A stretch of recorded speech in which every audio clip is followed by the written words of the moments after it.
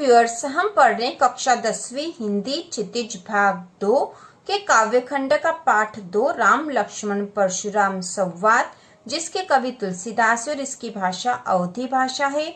इसकी पृष्ठभूमि क्या है यह पद 1 में हम देख चुके हैं। यदि आपने वह पद नहीं देखा है तो पहले पद 1 देख लीजिए, क्योंकि वह इम्पोर्टेंट भी है और उससे आपको इस पद की पृष्ठभूमि भी समझ में आ जाएगी। तो शुरू करते हैं। यह पद नंबर 2 है और इसके संदर्भ प्रसंग सहित व्याख्या हम करेंगे। तो पहले हम इसका भावार्थ कर लेंगे, उसके बाद इसके संदर्भ प्रसंग सहित व्याख्या करेंगे।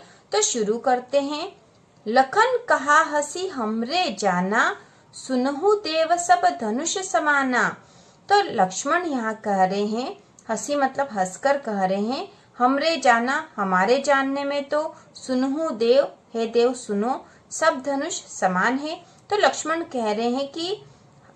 हंसकर कह रहे हैं कि सुनो देव, हमारे जानने में तो सब धनुष समान है। का क्षति लाभु जुन धनु तोरे, लाभु मतलब लाभ, जुन मतलब जूना मतलब पुराना, धनु मतलब धनुष, तोड़े मतलब तोड़ने से, क्षति मतलब हानि। का क्षति क्या हानि है या लाभ है। जुन मतलब पुराना, धनुष तोड़ने से, पुराना धनुष टूट जाने से क्या लाभ हानि है। देखा राम नयन के भोरे, राम ने तो इसे नए के भोरे से ही या नए के भरोसे से ही देखा था। छुअत टूट रघुपति हूँ न दोसु, छुअत मतलब छूते से ही, टूट मतलब टूट गया। रघुपति हूँ, रघुपति यहाँ पर है राम, राम न दोसु राम का कोई दोष नहीं है। मुनि बिनु काज, काज मतलब काम, करिय कत रोसु, रोस मतलब क्रोध। तो यहाँ पे इसका अर्थ होगा छुवत टूट रघुपति हो न दोसु, छूते से ही टूट गया। रघुपति मतलब राम का इसमें कोई दोष नहीं है। मुनि बिनु काज बिना काम के ही इतना गुस्सा कर रहे हैं, छूते से ही टूट गया यह धनुष, इसमें राम का कोई दोष नहीं है और मुनि बिना काम के इतना गुस्सा कर रहे हैं। बोले चिते परशु की ओरा, अब यहाँ परशुराम लक्ष्मण की बातें सुनकर कह रहे हैं अपने परशु की ओर देखकर, रे सठ सुने ही स्वभाव न मोरा, हे मूर्ख तू मेरा स्वभाव नहीं जानता। बालकु बोली बधो नहीं तो ही, बालक समझकर, बधो मतलब वध, नहीं तो ही नहीं कर रहा हूँ, बालक समझकर मैं तेरा वध नहीं कर रहा हूँ। केवल मुनि जड़ जान ही मुहि, तुम केवल मुझे सामान्य मुनि या मुझे मुनि ही समझ रहे हो। बाल ब्रह्मचारी अति कोही, कोही मतलब क्रोधी, मैं बाल ब्रह्मचारी और अति क्रोधित हूँ। विश्व विदित क्षत्रिय कुल द्रोही, इस पूरे विश्व में क्षत्रिय कुल के शत्रु के रूप में जाना जाता हूँ। द्रोही मतलब शत्रु। मैं बाल ब्रह्मचारी हूँ, अति क्रोधी हूँ और पूरे विश्व में क्षत्रिय कुल के द्रोही मतलब उसके शत्रु के रूप में जाना जाता हूँ। भुजबल भूमि भूप बिनु कीन्ही, मैंने अपनी भुजाओं के बल से इस पूरी भूमि को, भूप मतलब राजा के बिना मतलब राजा रहित कर दिया था। मैंने भुजाओं के बल से पूरी धरती को राजा विहीन कर दिया था। विपुल बार मही देवन दिनी, विपुल बार मतलब कई बार, मही देवन मतलब ब्राह्मणों को दे दिया था। तो यहाँ पे इस पूरे का अर्थ होगा अपनी भुजाओं के बल से मैंने धरती को राजाओं से हीन करके कितने ही बार ब्राह्मणों को दान दे दिया।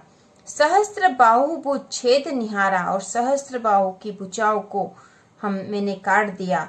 परशु बिलौकु महिप कुमारा, हे लक्ष्मण मेरे परशु को देखो।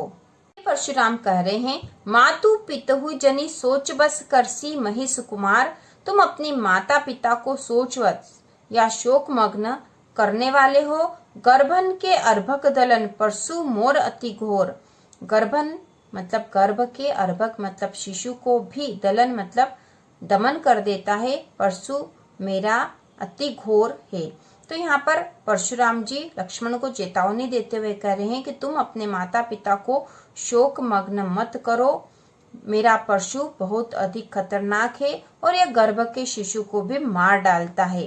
तो इस प्रकार यहाँ पर परशुराम अपने महिमा का गान कर रहे हैं। अब हम इस पद की संदर्भ प्रसंग सहित व्याख्या लिखेंगे।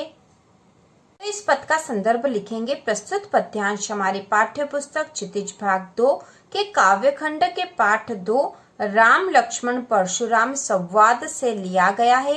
इसके कवि तुलसीदास हैं। तो संदर्भ में हम पाठ का नाम और कवि का नाम लिखते हैं। इसके बाद आएगा प्रसंग।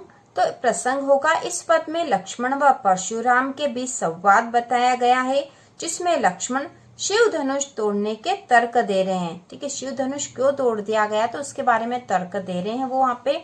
इसके बाद हम लिखेंगे व्याख्या। तो व्याख्या में हम लिखेंगे लक्ष्मण हंसकर कह रहे हैं कि हे मुनि, हमारे जानने में तो सभी धनुष समान है। पुराना धनुष टूट जाने से कोई लाभ हानि भी नहीं है। श्री राम ने तो इसे नए के भरोसे से ही देखा था। यह धनुष तो छूते ही टूट गया। इसमें रघुपति का कोई दोष नहीं है। तो इस प्रकार वह तर्क दे रहे हैं धनुष के टूट जाने के। क्या क्या तर्क दे दिए उन्होंने?